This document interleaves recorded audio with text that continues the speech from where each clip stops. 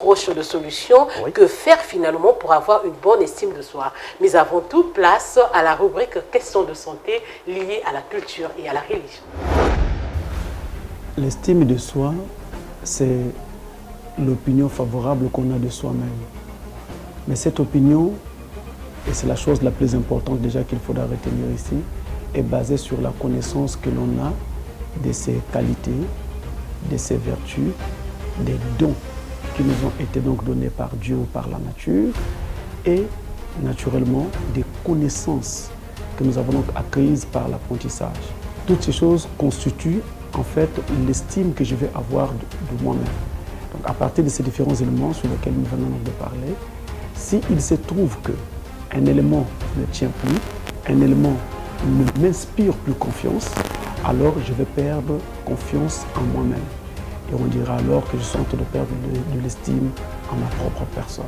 Un chrétien est un être humain comme tout autre.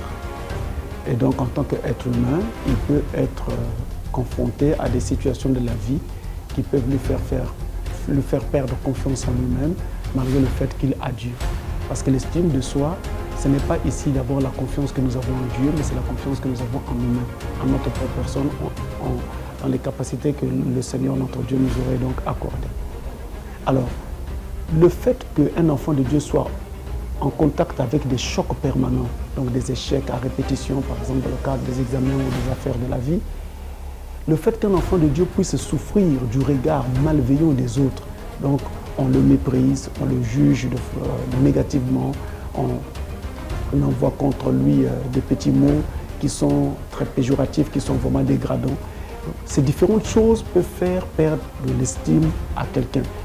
Le fait qu'un enfant de Dieu soit handicapé par une maladie, comme nous sommes à l'émission Urgence Santé, et que cette maladie le rende alors invalidant, cela peut faire qu'il puisse perdre de l'estime en lui-même parce qu'il ne voit pas le bout du tunnel, il n'a plus confiance en l'avenir et donc il n'a plus confiance en ce qu'il peut devenir ceci ou qu'il peut devenir cela. Il perd confiance dans ce qu'il était capable de faire hier.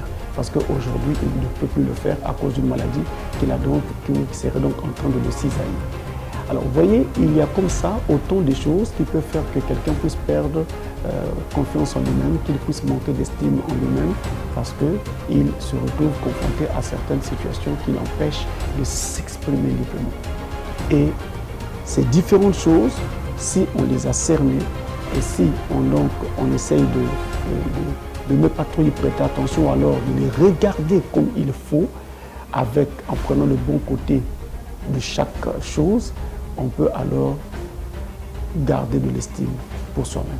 L'estime de soi se construit autour des capacités que nous avons.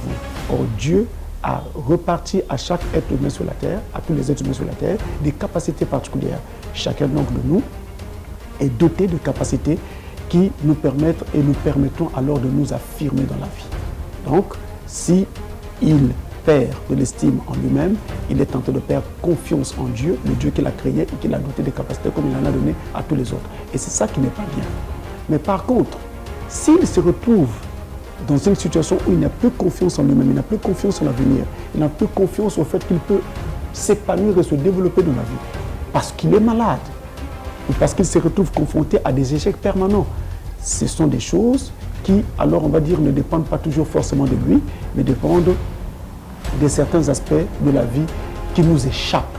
À ce moment-là, on ne peut pas imputer tort à cet enfant de Dieu. On va plutôt simplement lui dire de rechercher la face de l'Éternel pour trouver des solutions. Mais nous devons savoir que Dieu a fait en sorte que personne ne manque de quelque chose dans cette vie. Même quand vous êtes diminué physiquement, parce que vous êtes né handicapé, même quand vous manquez de ceci ou de cela, il y a toujours une porte que Dieu a ouverte quelque part à chacun pour permettre donc à chaque individu de la terre d'avoir la possibilité de s'exprimer, de s'épanouir et d'être une valeur ajoutée pour la communauté. Il faut poser le problème clairement. Je manque de confiance en moi-même. Pourquoi?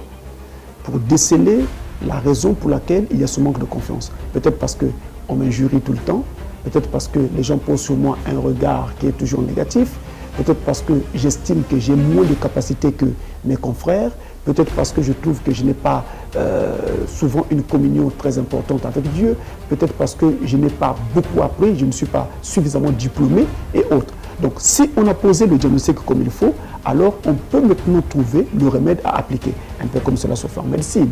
Donc, le remède appliqué sera donc en rapport, va prendre en ligne de compte le problème tel qu'il se présente. Si mon problème, moi, est un problème de diplôme, de connaissance, je ne suis pas suffisamment formé à ce moment-là, je vais demander à Dieu la grâce d'avoir une formation comme les autres.